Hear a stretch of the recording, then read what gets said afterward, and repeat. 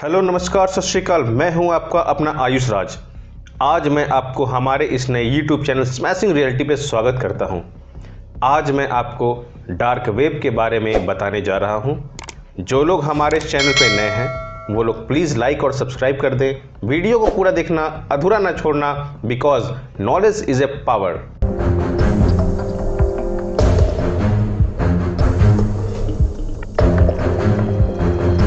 आज internet use page से हर काम को इंसानों के लिए आसान बनाता जा रहा है। उसी स्पीड से उसके पीछे एक ऐसी दुनिया भी क्रिएट होती जा रही है जो सिर्फ और सिर्फ इंसानों की उस चेहरे को उजागर करती है, जो अगर आज की दुनिया असलियत में देख ले तो उसके रोंगटे खड़े हो जाएंगे। उस काली दुनिया को आज का डार्क वेब कहा जाता है, जहाँ चाइल्ड पोर्नोग्राफी से लेकर इंसानी शरीर को खाने और उसकी चमड़ी से बैग बनवाने जैसी बातें हम हैं। डार्क वेब आज के इंटरनेट की दुनिया का वो अंडरवर्ल्ड बन गया है जो कि है तो पूरी तरह से घिनौना और इलीगल, लेकिन उस पर किसी भी तरह का बैन नहीं लगाया जा सकता है। तो आखिर क्या कारण है कि इंटरनेट पर आज एक अलग पैरेलल वर्ल्ड क्रिएट होता जा रहा है, और क्या कारण है कि उस पर चाहकर भी कोई गवर्नमेंट बैन नहीं लगा सकती है? डार्क वेब का नाम सुनते ही आपके दिमाग में काली दुनिया की तस्वीर तो जरूर बनती होगी, लेकिन सबसे ज्यादा चौंकाने वाली बात यह है कि डार्क वेब हमारे इंटरनेट वेब का हिस्सा है। अब यह सवाल तो जरूर आ रहा होगा दिमाग में कि डार्क वेब असल में है क्या? तो दोस्तों, सबसे पहले आप यह समझिए कि इंटरनेट की दुनिया एक आइसबर्ग है, जो ग्लेशियर है, जिसमें थोड़ा सा हिस्सा हमें सफेद पानी के ऊपर दिखाई देता है। वह सरफेस पर जिसे हम और आप इंटरनेट पर आम तौर से इस्तेमाल में लाते हैं, जिसमें हमारे सारे search engine, social networking site और तमाम तरह की वेबसाइट होती है, आम तौर पर सब लोग इस्तेमाल में लाते हैं। यह हमारे पूरे इंटरनेट का एक बहुत ही छोटा हिस्सा है, जिसे ग्लेशियर वाले एग्जाम से समझे कि पानी के ऊपर का भाग है, लेकिन डार्क वेब पानी के नीचे ग्लेशियर का सबसे बड़ा हिस्सा होता है, जो ऊपर दिखने वाले हिस्से से कई गुना बड़ा होता है। 96% हिस्सा पूरी तरह छुपा हुआ रहता है, और इसी छुपे हुए 96% में एक बड़ा हिस्सा डार्क वेब है, जो हमारे सरफेस वेब से भी कई गुना ज्यादा बड़ा है। और यही इंटरनेट का वो अड्डा है जहाँ दुनिया भर के सारे इलीगल काम होते हैं, जहां आम तौर से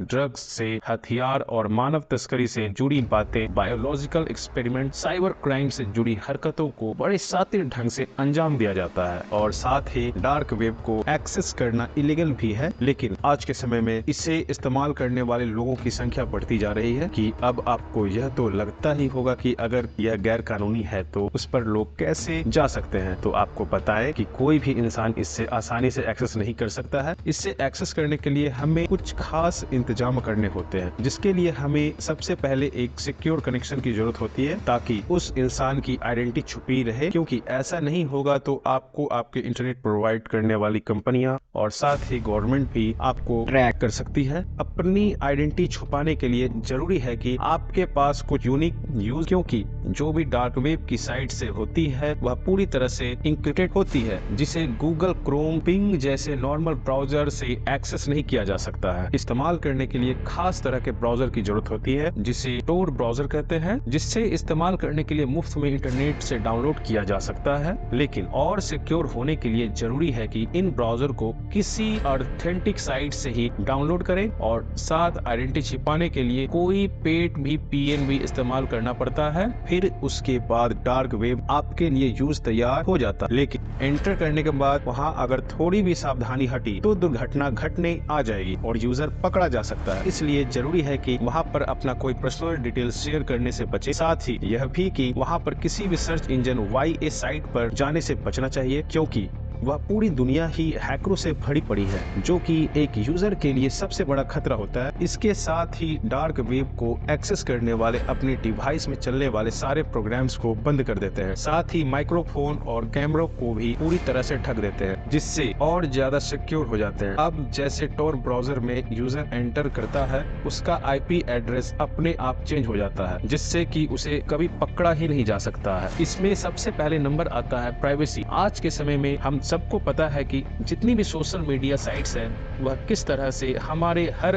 एक्शन पर नजर बनाए हुए हैं, और हमारी बातों को सुनकर हमारी सर्च हिस्ट्री को एनालिसिस करके रिकमेंडेशन देती रहती है। साथ ही इसी तरह ही डाटा आज के लिए कंपनियां चुराकर बेच दी रहती है।